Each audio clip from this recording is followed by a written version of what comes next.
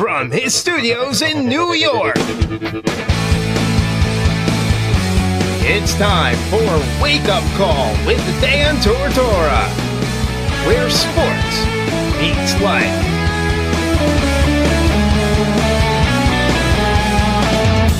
Here's your host, Dan Tortora.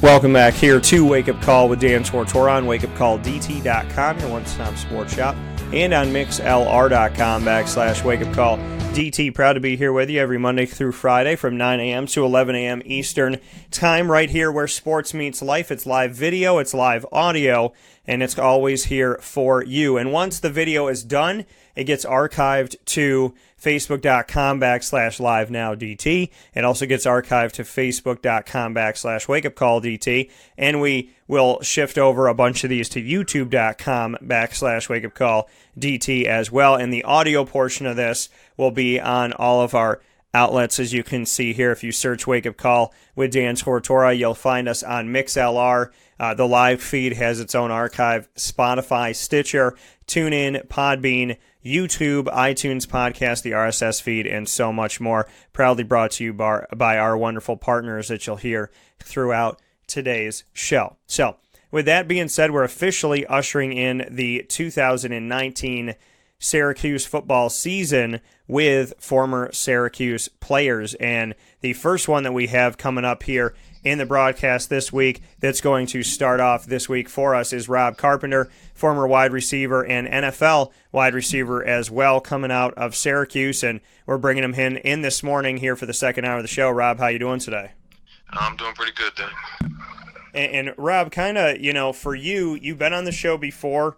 Always appreciate the opportunity to speak with you and, just have a conversation about football and life and even the bigger things. How, catch us up. I always love doing this with all the former players. What have you been up to lately? What's been going on in your life over the summer and whatnot? Summer, actually, just been trying to enjoy the summer a little bit, man.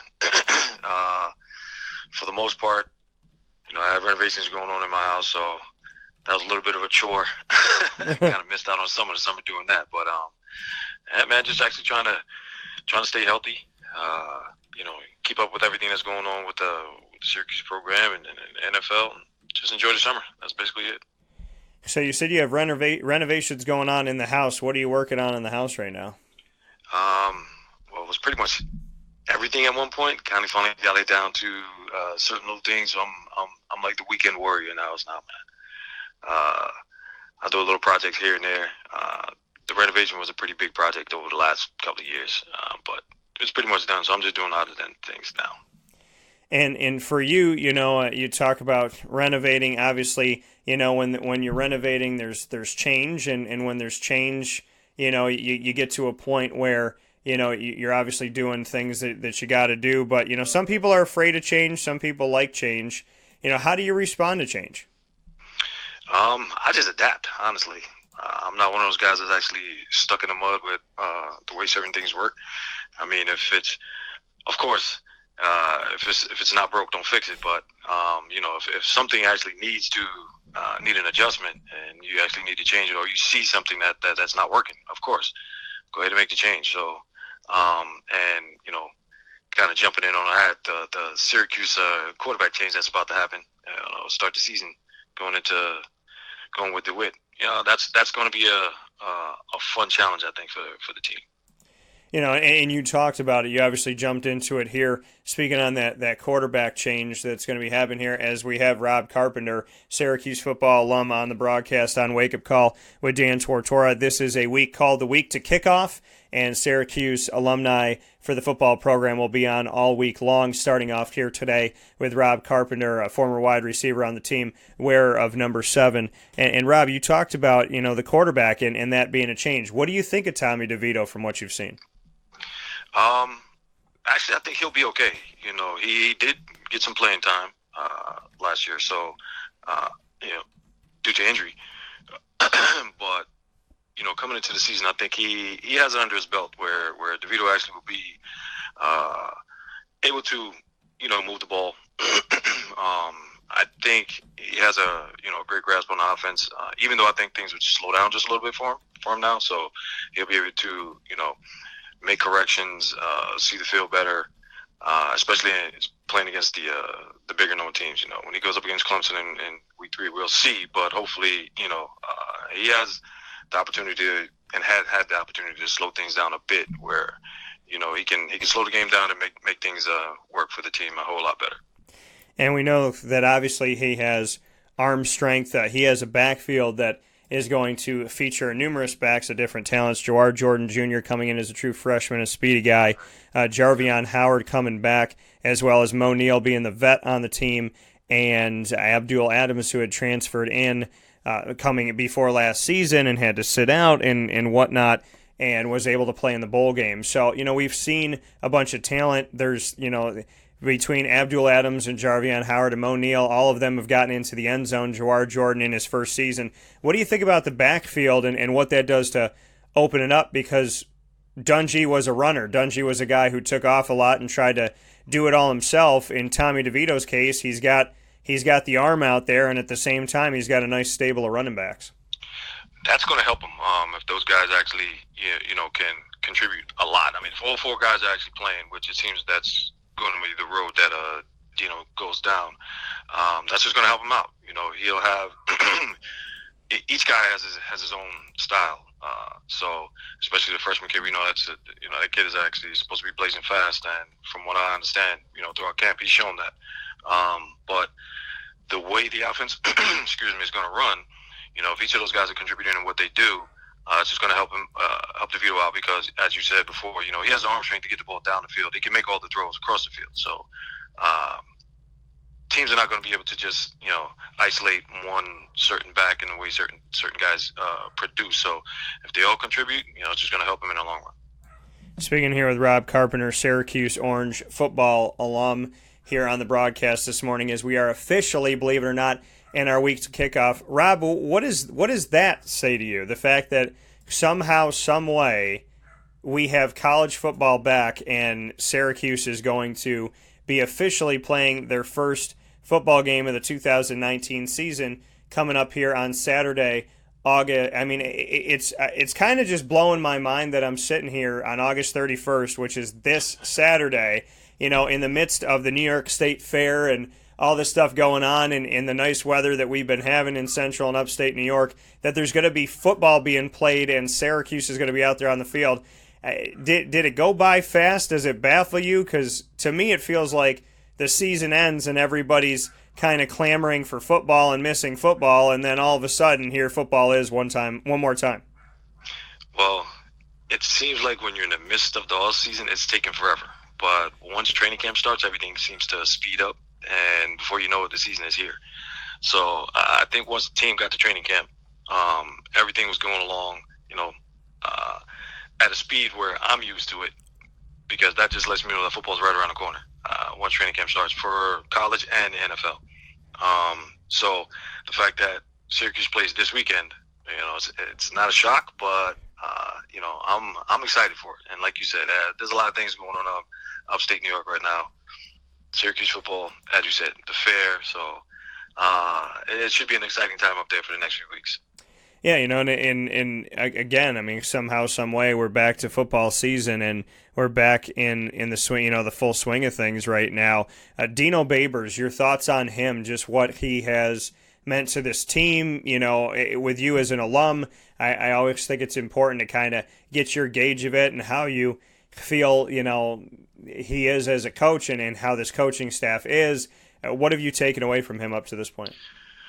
The way he's transformed the program back to, like it was my days. Going into the ACC, I originally said that it's going to help out Syracuse. The recruiting is going to get better, even though they're competing against, competing with Clemson and all the other teams for the talent. But the way Syracuse has actually progressed over the last couple of years, that's going to bring in the talent itself. And Dino's doing a great job. I have no fault with him at all. I'm actually excited for the fact that he's made the job and made Syracuse look fun again. the dome is actually, a great place to play again. It seems to be always packed now, and from what I understand, the sellouts this year are going to be great. So hopefully, at the end of the year, you can look back on this season and say, this was a satisfying season, no matter how it turns out, and continue to go forward. But I'm excited about what Dino's doing with the program. I'm really. And for you to see that, and maybe obviously as a returning, as somebody who wants to return, come back to the dome and whatnot, how do you feel that the things are in that respect? Do you feel welcome? Do you feel like there's an open door for you to come back and see the team and whatnot? How would you gauge that part of it? Because I know that, some Syracuse football alum, and depending on the coach, feel welcome. Sometimes they don't. How do you feel? I felt welcomed since Dino took over. There was a lag there for a while where I'm sure, besides myself, a lot of guys actually felt, kind of disassociated with the program. And from what we had made from, the 80s and 90s to where guys actually weren't too accepted or even known about, in the program. But for now, I don't have any problem with that.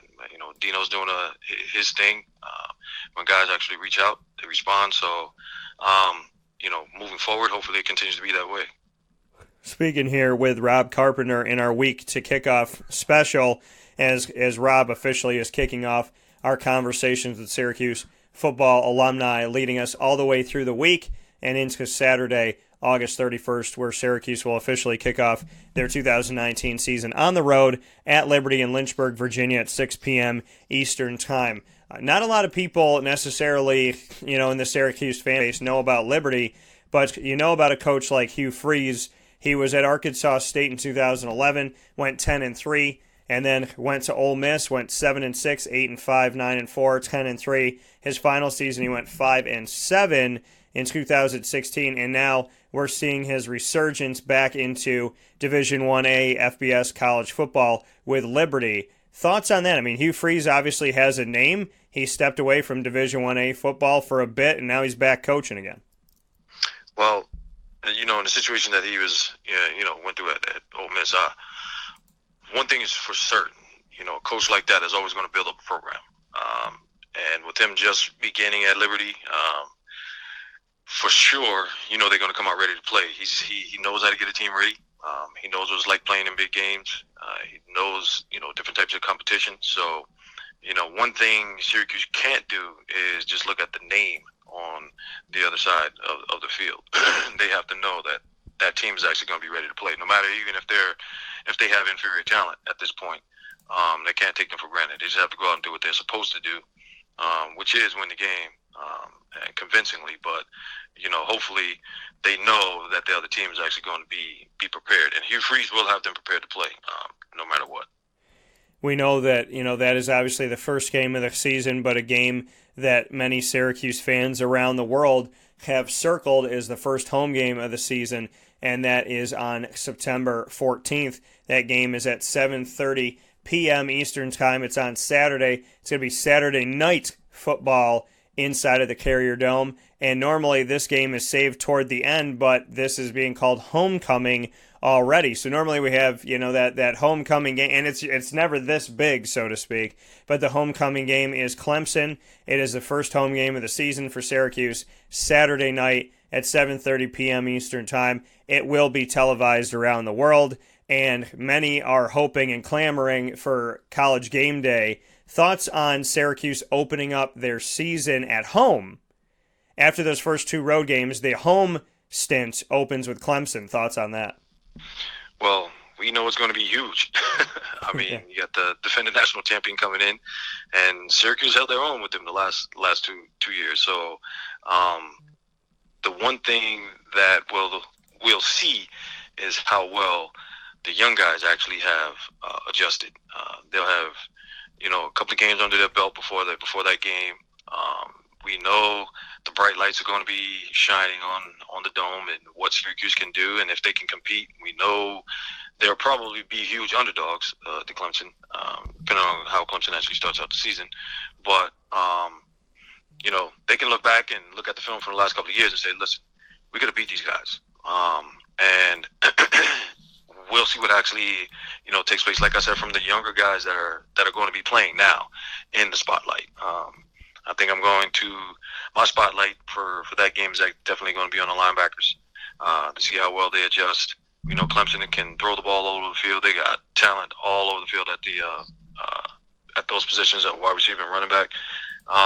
So I just hope one thing I hope is that, for Cisco, the safety, I hope the honor that he received, this offseason, coming into the season as being an AP preseason All-American doesn't actually, outweigh what he does, or it doesn't get to him coming into the big game. Yeah, and that's something to, really sit here and think about, is kind of like, and you brought it up, the linebacker core, it's something that I think is going to have a big play this season and how far this team goes. Speaking here with Syracuse Orange, a wide receiver alum, Rob Carpenter, and speaking on this year's team, is looking at that linebacker core and really what that's going to be, because it's taken seemingly forever to get the secondary right, but you have people like Trill Williams and Andre Cisco back there, and you have, guys like Evan Foster that have been around for a while, and Chris Frederick, who's been all over the DB unit. Afatu Melifonwu has done some good things, but that linebacker core, as we look at them and kind of what they can be, Alan Stritzinger, Juan Wallace Jr., Lakeem Williams, Andrew Armstrong, Mikael Jones, there's a lot of guys that are seeking to kind of find their place and figure out what they can do, and this is a group that was built for a long time with Jonathan Thomas and Zaire Franklin and PJ and whatnot. So they had built themselves to a place of prominence because they had played together forever and they had gotten to know each other. And now we're at a place where, Paris Bennett's not there and Zaire's not there, and obviously we don't have Jonathan Thomas there. So last season was, growing and trying to figure out what works. And again, they're doing it, all over this season. So, for me, I think, and I like that you brought that up, Rob, this is a key ingredient to the success of the team, not just against Clemson, but in general, how this linebacker core can essentially find their leaders, establish those leaders, and make sure that they take care of the middle of this defense, because, your middle linebacker is your quarterback of the D, and anything that breaks down after that defensive line, which is a very successful line, has to go through these linebackers. So that's kind of the one I'm circling right now, knowing that the safeties and the corners and, the defensive line have all kind of raised up, and now it's time for the linebacker core to show themselves, because once again last year after the bowl game, some more of those guys that had moved up the ranks moved on. Right. The first couple of weeks is going to be a telltale sign of what's to come. That's why I said, the linebacker core is actually going to be, what I have my eye on for the first couple of weeks. From what I understand, those guys are actually going to be rotating a bit to see who actually, is going to come out the lead group, the lead guys in the first unit, and hopefully it takes place or it takes shape, really quick, or it might be just a case that all of those guys actually, can end up being contributors, throughout the season.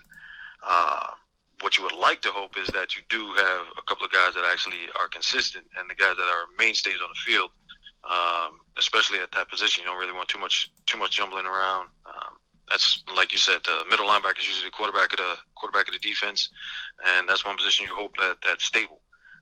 Because if you got to have a guy that actually knows where everybody's supposed to be, has the calls correct, can get everything down really fast, that just helps them out tremendously. So first couple of weeks, we'll see what happens.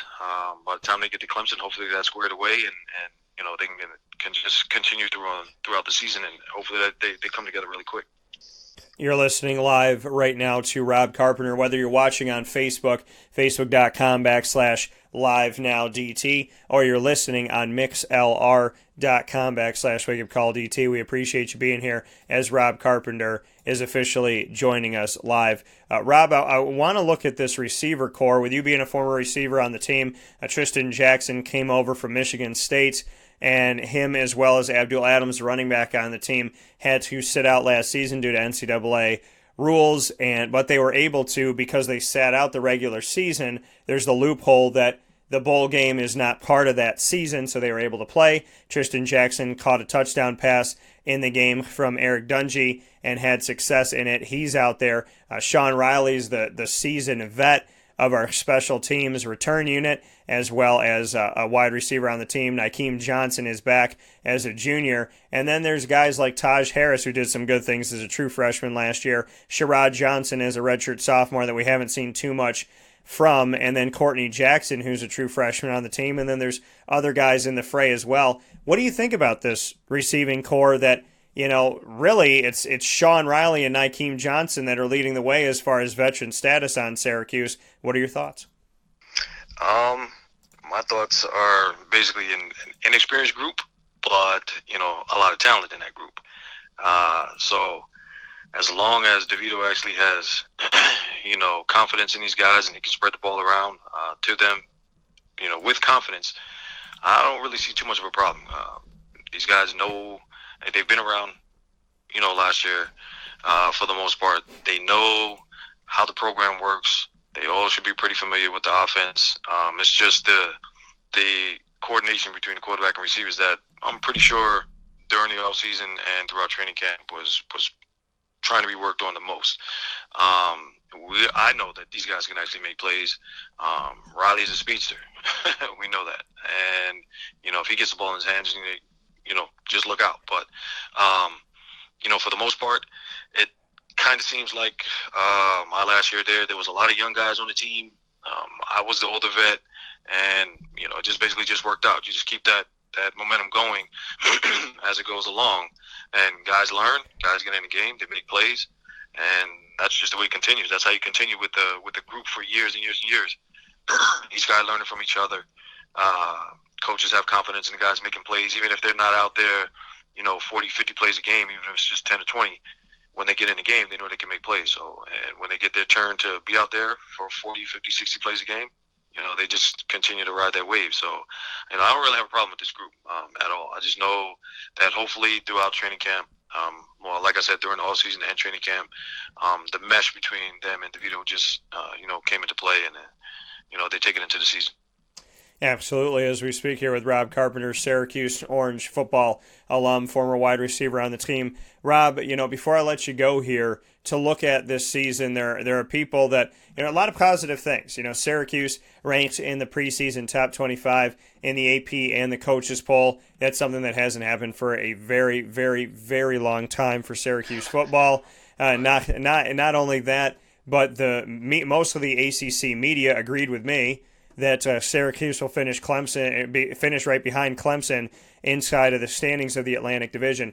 What are your thoughts on that? That the ACC media that typically picks Syracuse last or second to last has them second behind Clemson in the Atlantic Division, and the fact that the Associated Press and the coaches polls both have Syracuse in the top 25. Thoughts on that heading into this season, knowing that this is something that Syracuse really never gotten respect in the ACC until now, and then in the top 25, it's been a long time.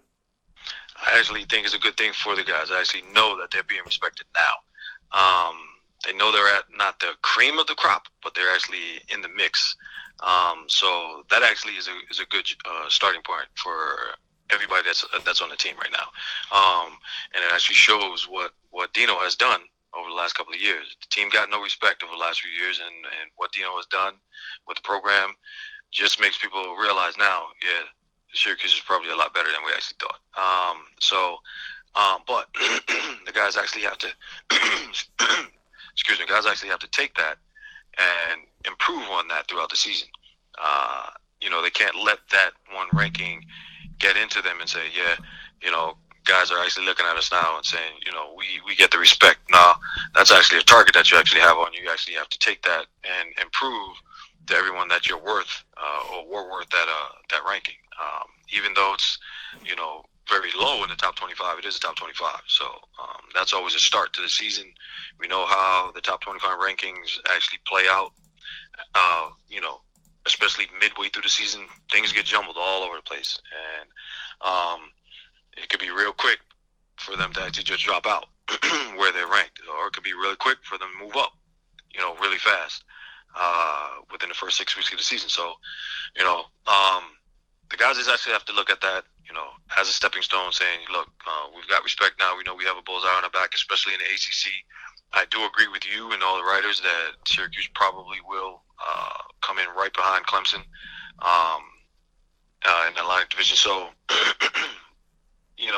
hopefully the guys can actually stay healthy for the most part during the season and just make that ranking work for them. Yeah, and what would be your advice to the guys as well? I know you said that it's good that they have this. It's good that they can, that they have some respect, that they have something to build off of, that they know that people are looking at them in a positive way. But there's another side of that, of buying into your own hype and focusing on that and getting excited before you've played a game or before you've proven yourself. So what would be your advice to these guys as they went into the last few seasons with no respect? Now that they have a little bit of that, what would be your advice to them on how to kind of lock in and stay focused? Take what they did over the last few years and keep it moving. They know what it's like being on the outside looking in. And as I said, it's real easy to be in the top 25 and fall out really quick. And they've probably done that to a few teams themselves, knocking guys off along the way, since they weren't getting any respect. Now they have it. Now they know, again, that they have the bullseye on their back, and they just have to go out and compete and show that they're worthy of it. They can't let the preseason hype get to them because it's just preseason. They haven't played a game yet. And I know Dino was probably harping on that. It's just a preseason ranking. Nothing is actually set in stone as of yet. After the first few weeks, they'll see where they are, and then they can keep it moving from there. But, until that point, they have to work as if, everybody has a clean slate. Nobody is where they'll be at the end of the season. So if they can take that, into consideration and continue to work, because I know they've worked very hard, and, don't slack off any once the season starts, they should be all right. That coming from Rob Carpenter. Rob, in closing here, kind of just what, your overall thoughts are as we move forward to look at the season. I think the team can get to 8 wins. When I look at the schedule, they got to 10 last year, including the bowl win. And I like to do a little preseason, and then I like to, go a couple games into the season, see what they actually got, and do a prediction once we see it. So I like to do the one overall in the preseason, just thoughts, and then, ultimately once they start to showcase something, to make one that's a little bit meatier.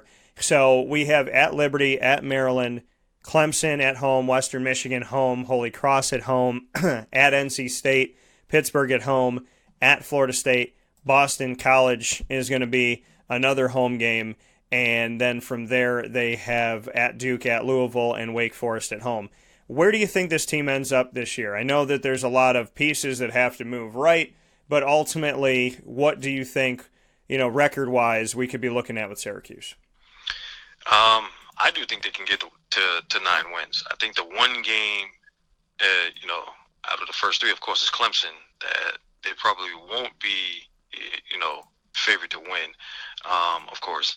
But that 4-game stretch, I believe it is, NC State, Florida State, that little stretch in there, depending on how they come out of that stretch, which I don't know. Florida State's actually going to be a lot better team this year. But for the most part, if they play like I hope they play, and take from what they did last year into this season, there's no doubt in my mind that they could actually win 9 games. Coming out of that stretch of 4 games, 4 ACC games, for the most part, I think it will be a telltale sign. But, I don't think there's anything that says they can't win all of those games. So a 9-win season is very possible for me. And, for that, I mean, it's been a long time, a seeming eternity that we've been able to talk about 8 wins or 10 wins or 9 wins or whatever for this team, or bowl games for this team. What does it mean to you as an alum of the Syracuse football program that we're talking about, this team finishing second in the Atlantic Division, this team, giving some, whether they win or lose, that they can, give something to Clemson. And the last time Clemson was a reigning national champion and came into the Dome a couple of years ago, Syracuse took them down and was one of 2 teams to do it in a very long time span. And last season they went into Death Valley, and outside of a couple plays that didn't, go their way, and some decisions that they made at the end of the game, they could have won that game, and nobody had won in Death Valley for over 2 years. So, for how they've played Clemson and what they've done and everything that Dino has built and what he's recruited and how these players have responded, just what it makes you feel like as an alum of the program to finally be talking about success, building on success, and hopefully continued success. Well, it's an exciting feeling. As I had stated earlier, that when you look at the program now, the way things are going, and the hype that's surrounding the program now, everything is positive, and seems to still be going up. So, that's a great feeling, knowing that the program has changed.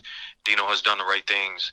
The recruits are coming, and Central New York is actually getting the vibe again. It hadn't been there for a long time. We know that. But when you come into a preseason and the team's ranked in the top 25, you have preseason AP All-Americans already. So, stuff like that starts happening to the program. It definitely makes you excited for what's going on. And hopefully, with Dino there, and he continues to stay there and continues to build on the program, hopefully the program comes around again where, before long, we're saying, this team is a preseason's top 10 team. And, that's an exciting thing for me, and I'm pretty sure every other alum that's around. And what Syracuse has been able to do, set a record for new season tickets sold. They set a program record for new season tickets sold in a single off season. They pushed out more than 9,000 new season tickets while renewing 95% of the previous commitments. The figure eclipses the record of 8,700 new season tickets sold ahead of the 1992 season. Less than 900 season tickets remain, according to Syracuse. Thoughts on this? I mean, Syracuse typically doesn't talk about their tickets, but, that's been in seasons where obviously they didn't want to talk about, the numbers that have been coming out, but more than 9,000 new season ticket holders, just what you can say about hearing a number like that and knowing that it's a new program record. Well, for me, when I actually saw that stat, it reiterated to me that the program is on the rise again. And the Dome is actually going to be a great place to play, for the home team. We, the years that I was there and years after that, the Dome, other teams coming into the Dome hated to play there. They just literally hated that place. I still talk to guys who actually, to this day, who I played against and who might have been there after years after I left and had to come into the Dome to play. They just hated the place. And it seems like it can get back to that, where the Dome is a place where teams do not want to come play because of the home field advantage that Syracuse has. The fans are right near the field. 50,000 people in that place is extremely loud. And when you have 50,000 people in the Dome, for teams coming in, it gets extremely hot. And they hate it. So, hopefully with those new ticket sales and it being a record off season for season ticket sales, the Dome is packed every week, and it's going to remain packed every week as long as the program is actually doing what they've done over the past couple of years, which I have no doubt that'll continue to do. The program's on the rise. It's a great thing. Everybody sees it. Hopefully it continues, and it'll just be fun for the next 5-10 years from now. Just watching this program just escalate. Live from the Charney's Menswear and Tuxedo Studios, conversation here with Syracuse Orange football alum Rob Carpenter, who has officially started off our week to kickoff here on Wake Up Call with Dan Tortora with Syracuse Orange football alumni. Rob, like I said, to kind of close things off, I know we hit a bunch of topics here, but you talked about the fans showing up and staying in the Dome and how loud it can be and how hot it can be. What would be your suggestion or your thoughts or feeling to the fan base? We just saw Andrew Luck get booed by making, for making a decision for his body and all this. I mean, this man is walking away from money, power, prestige, being the face of the franchise. I don't think this is an easy decision. I don't think this is a screw you Indianapolis decision by any stretch of the imagination. But we see him get booed. We've seen Syracuse fans leave in the third quarter. What are your thoughts to fans in general, whether they be Syracuse fans or Colts fans or fans of anybody, on etiquette? Because you buy a ticket, I would like to think you sit your butt in the seats. I can understand frustration, but a fan is supposed to be there no matter what. And then to kind of go one step further and know that a man who's caring about his health and his life and his future just got booed over the weekend. Just what your take is.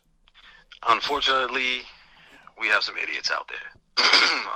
For a guy like Andrew Luck to take his well-being into play, the guy's played hurt over the last 4 years. He gave Indianapolis everything that he could. And he just felt like it was time. Certain guys just don't feel like being part of the rehab situation that he went through. He said it, for the past 4 years. He basically was rehabbing the entire offseason and in season for 4 years straight. Guys' bodies take it, the football takes a toll on guys' bodies. But the fans, the select few fans, and when I first saw it, I literally watched it as he was walking off the field that night, and I thought I heard it. I'm like, oh, these guys booing, really? And then I watched a couple of videos. I'm like, wow, these guys really are booing. That's crazy. But again, you have a select few idiots out here who really just don't get it. They feel like guys should be warriors regardless. They should just throw their bodies around and not, look out for their own well-being. Those guys are the guys that are idiots. Yeah. For the most part, fans, they get it. And, if a team is not playing well, team is getting beaten in the third quarter and they feel like leaving, they bought that ticket. That's their right to leave. I have no problem with fans actually saying, you know what, this is not the week. We got beat. I'm out of here. But those same fans will be back. And they'll be supporting the team the next home game and the game after that. But, the overall fan experience for me has always been pleasant. Again, you have a select few out there that just, they just don't get it, or they just actually want to be that guy or that woman to, be, again, I'll just use the word idiot because there are some out there. But, a fan buys his ticket. He pretty much can come in and sit down. You would hope they're respectful to what players are going through out on the field. Some aren't. But for the most part, what you've seen over the last few years, teams and stadiums are really getting rid of the people who are really just disrespectful to players. Yeah, and ultimately, that's the important part of everything, is to make sure that, you respect the people that are out there. You're not going to win every single game, but like I always say, and, we say it over and over again on the show, think of an NFL stadium as life. 70,000 people watching, commenting, critiquing, 22 people actually working.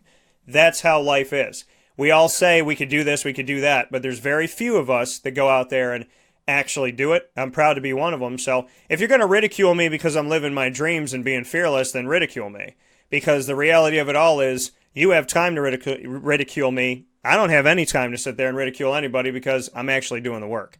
So, it's the same thing with these players. They're out there on the field, and you say you're better than them, and you could catch this pass, or you could do this. Well, guess what? Then try out for the football team and see if Dino takes you or not. See if you could be a walk-on on the team. And if you pass out halfway through practice, well, then shut your mouth and go back to the stadium and buy your ticket and your beer and appreciate the fact that these guys are not trying to lose.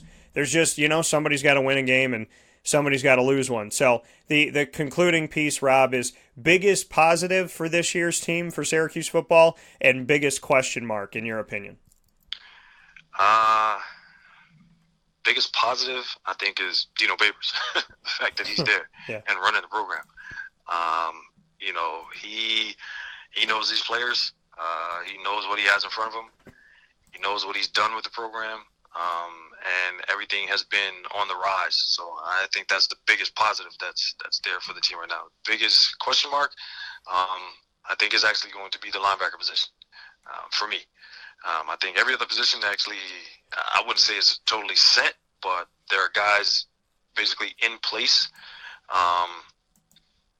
But the linebacker position is going to be a question mark for a few weeks, I believe. And we'll see what happens hopefully, again, that's squared away by the time the team takes the field for the Clemson game. But we'll see. That coming once again from Rob Carpenter. Rob, as always, I appreciate your time. I appreciate everything that you've done to stay locked into this program and just what they're doing on the Hill for Syracuse. It sounds like you definitely have been paying close attention and keeping up with it, and obviously your love for Syracuse and love for the sport comes through the conversation very easily, and I'm sure people can feel that and get a sense of that. So, for everything that you do to be a part of this show and to come on and give me a few minutes, I greatly appreciate it, and thank you for it, and I always look forward to talking with you again. Yeah, it's all good, Dan. Appreciate you having me on, man. All right, man. I'll talk to you soon. All right.